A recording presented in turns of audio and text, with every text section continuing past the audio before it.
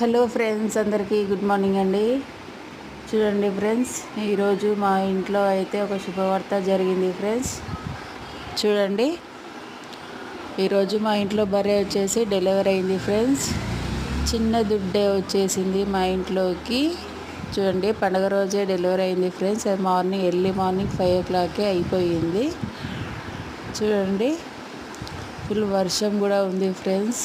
అప్పుడు చూడండి, ఫస్ట్ పాలైతే పిండుతున్నారు.